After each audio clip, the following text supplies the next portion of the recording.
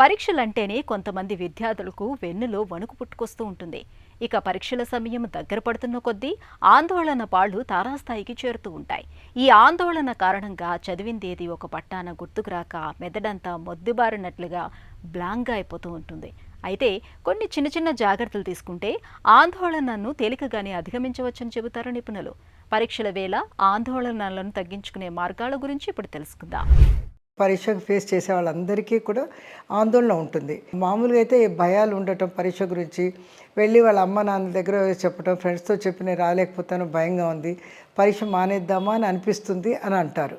కొంతమంది పిల్లలకి పరీక్ష తలుచుకోగానే హాల్ తలుచుకోగానే గుండె దరదరలాడటము, చెమట్లు పట్టడము, తర్వాత ఊపిరి అందనట్టు అయిపోవటము, తల తిరుగుతున్నట్టు అనిపించటం, మనసు అంతా గజిబిజిగా ఉండటం, ఏకాగ్రత లేకపోవటం, తర్వాత ముందుగానే ఊహించుకొని పరీక్షలో ఫెయిల్ అవుతామని ముందుగా అనిపోయి కంగారు ఎక్కువగా ఉంటే ఇలాంటివి జరుగుతుంటాయి.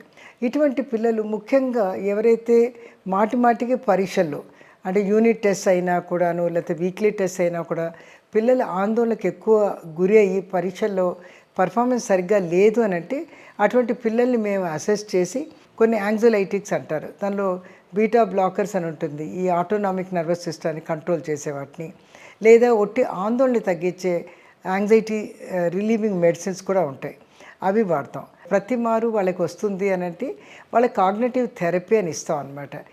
వాళ్ళు ఎందుకు ఎక్కువ మ్యాక్సిమైజ్ చేసుకుంటున్నారు ఆందోళన, ఏ విధంగా దాన్ని మినిమైజ్ చేసుకోవచ్చు, వాళ్ళ థింకింగ్ ఎంత ఇర్రేషనల్ అని వాళ్ళకి చెప్తూ, వాళ్ళకి ఇంతకుముందు పరీక్షలు ఇట్లా ఆందోళన అయినా బాగా రాసాము పాస్ అయ్యారని, లేకపోతే ఆందోళన మితిమీరి ఉండటం వల్ల ఏ పరీక్షలు సరిగ్గా రాయలేదో అని వాళ్ళకి ఎగ్జాంపుల్స్ చూపిస్తూ, కాబట్టి ఆందోళన తగ్గించడానికి మేము ప్రయత్నం చేస్తాం. అదేవిధంగా బయో ఫీడ్బ్యాక్ కూడా వాళ్ళ నియంత్రించడం, వాళ్ళ ఆటోనామిక్ నర్వస్ సిస్టమ్ సిమ్టమ్స్ కొన్ని తీసుకొని దాన్ని నియంత్రించి వాళ్ళ ఆందోళన కంట్రోల్ చేసుకోవడానికి కూడా ప్రయత్నం చేస్తాం. ఇంకొకటి ఏంటంటే డీసెన్సిటైజేషన్ అని, టైం టేబుల్ ఇవ్వంగానే ఎగ్జామ్ టైం టేబుల్ వీళ్ళకి భయాలు మొదలవుతాయి. అలాంటి పిల్లలకి మేమేం చేస్తామంటే పరీక్ష నెల రోజుల కింద ఉంది అని అంటే వాళ్ళకు ఒక హైరార్కీ తయారు చేస్తాం. అంటే వాళ్ళ ఆందోళన ఏంటంటే పరీక్ష దగ్గరకు వచ్చేటప్పుడు పెరుగుతూ ఉంటుంది కాబట్టి వాళ్ళకి ఆ సిచ్యువేషన్ వాళ్ళు తయారు చేయమంటాం.